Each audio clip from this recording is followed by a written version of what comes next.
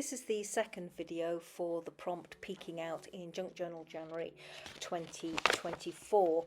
So I've opened my journal here to the page in front of the one I've previously created with the cat, and this page on the left hand side that I'm just covering with some vintage book page is going to be for tomorrow's prompt, which is bookshelf. So I'm just covering that page with the vintage book page, and I'm just trimming away the excess. Now the page on the right hand side, as you can see, it's blank there. That it will also be covered with more of the same paper. I'm just trimming it to size, and I actually trim it too short, so I go in and I trim myself another piece.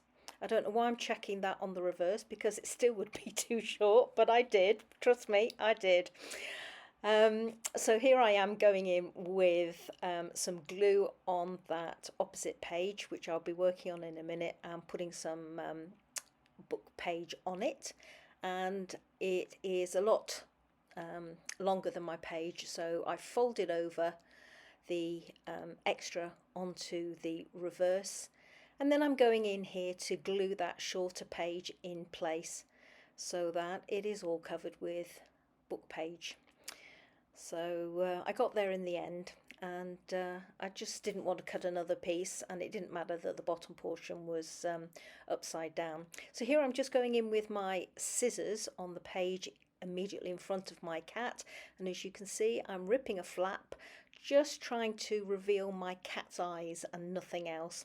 So I'm rolling back the flap of paper that I've torn, and then I'm distressing the edges. I'm ripping those, and I'm trying to roll them with my fingers, but it's not working very well. I've got 3 layers of paper here, which is what I wanted, but it was a bit of a challenge trying to roll it. So here I'm having such a fine old time that I decided I'm going to go in and I'm going to put another little slash and distress the edges of that as well. So there we go, I've done that much. I happen upon a skewer out of the kitchen. This is a barbecue skewer, and I'm using that to help me roll my edges, and it was absolutely the perfect thing for the job. And I'm just rolling my edges there. Now I'm going in with a little finger dauber, and I'm using some vintage photo distress ink on the edges.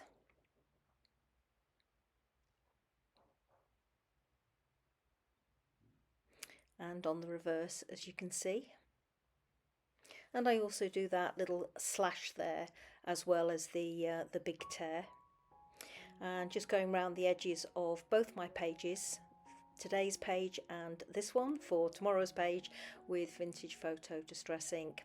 So here I've got a stencil. It's one of the TCW stencils, and I'll put the link in the description box below the video so that you can see what the product is. And I'm also using Distress Grit Paste Snowfall, and I'm just going through that stencil with the grit paste.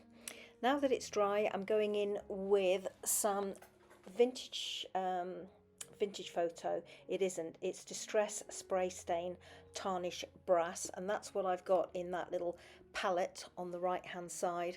Now I've mixed it with some water, and it wasn't really building up an intensity of colour that I wanted. Whether I'd mixed it with too much water or what, I don't know, but I was having a bit of a trial trying to get a nice intense colour in places. But spraying the page held up really well, given that it was a book page and not treated with gesso or anything. It was working quite well. So going all the way around, trying to add some more colour around the tear. Because that wasn't working particularly well, I went in with some Distress Oxide Spray Stain in frayed burlap, and by the time I'd finished, but before it was dry, it was looking perfect, exactly how I wanted it. But unfortunately, once it dried, it all became a little bit muted. I'll probably go in and add a little bit more colour with a different medium But for now I'm just leaving it as it is, other than to add a few splatters in the tarnished brass and frayed burlap. And here, because I couldn't go in with any machine stitching on my machine, I'm just adding some rough wonky lines all the way around on both of those pages, just with a black pen. And then finally I go in with some black DMC black floss or stranded cotton, and I just do some rough stitches down that slash. So I do a cross and then I do one higher up, and then just finish it off with a little knot on the reverse and a dab of glue. Now that's all I'm going to do to this page at this point. As you can see, there's my little cat peeping out, but this is all I'm going to do to the page at this stage, because I want to tie it in with the prompt that I'm working on tomorrow, which, as I've mentioned, is bookshelf. And I'll do the finishing touches to this page when I do that prompt. So until tomorrow's video and tomorrow's prompt, take care everybody. Bye bye now.